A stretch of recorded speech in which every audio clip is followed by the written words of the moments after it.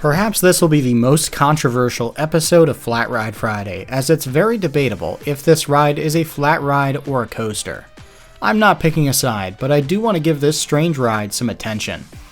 The ARM GeForce is a very rare ride that debuted around 2011, with only one ever being produced and it being owned and operated by Bates Bros, who is associated with ARM. The ride consists of a U-shaped track with a wing coaster-like ride vehicle, featuring 16 seats with riders seated back to back. The ride unit is carried to the top of one of the spikes by the use of a catch car attached to an electric winch.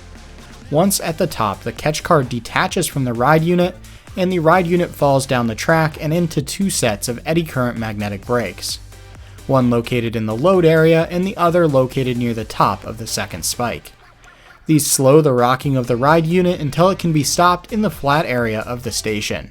This ride features several strange and interesting design choices that we'll be exploring next. First up is the seats and restraints. These are nearly identical to what are found on Larson, now RMC Larson, Superloops and Fireball rides, featuring the exact same seat design, restraint design, and even needing the operator to manually connect compressed air to unlock them. It is known that ARM and Larson have worked closely in the past, producing the same model of drop tower. It's possible they worked together on this ride as well. The strangeness of the ride continues with the ride's track. It uses a rather strange overall design, but this can mostly be explained by the fact that the ride is designed to be transported on just one trailer. This is also the reason for the seemingly random spikes coming off of the ride unit, as they help secure the seats to the ride in a vertical position for transport. But the track design itself is odd for the seemingly jerky transitions from the slope to flat sections, reminiscent of roller coasters designed decades earlier. These transitions are likely due to the ride's complete lack of any device contacting the ride unit in the loading area. Instead, it uses magnetic brake fins, and these work great for bleeding off large amounts of speed, but they really struggle to actually stop a train. Accordingly, the designers made the loading area as flat as possible, and the spikes as steep as possible to reduce the amount of time the ride unit spends rocking back and forth after being released. The catch car too is interesting, using a shunt mechanism to release the ride vehicle that requires it to be pulled up to a stopper at the top of the ride in order for the mechanical hook inside to release the ride unit. The ride's compact design also has several conditions that had to be accounted for in the ride's design. One example is the leg guards. On regular wing coasters, riders' seats are located far away from the track and wheels, so that minimal guarding is required. On this ride, that's not possible due to its need to be transportable.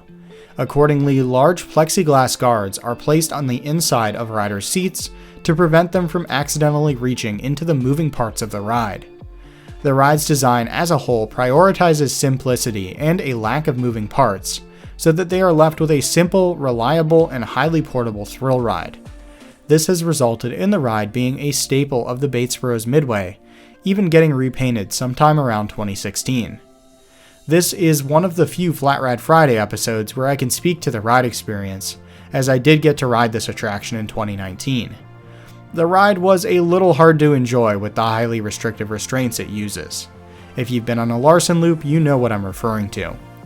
The ride feels steeper than it looks, and the initial drop was quite good, but this is then followed by the ride unit slowing due to the magnetic brakes, which kills off the rest of the thrill of the ride, leaving you rocking slowly back and forth, wondering why you waited for this. Regardless, the ride is still unique and very efficient from an ownership perspective, which is why I'm a little surprised that no one else purchased one of these rides, though there is a chance it was a one-off build just for Bates Bros. Regardless, let me know your thoughts below.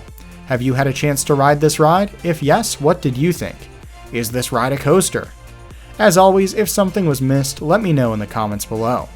Also, if you'd like to start viewing all episodes of Flat Ride Friday Season 3 without having to wait, you can do so now by becoming a channel member. No worries though, as the next episode will be out for free next week. Additionally, there are over 40 episodes from the last 2 seasons for you to catch up on if you haven't already seen them. Playlist linked below. As always, thanks for watching, and we will see you next time.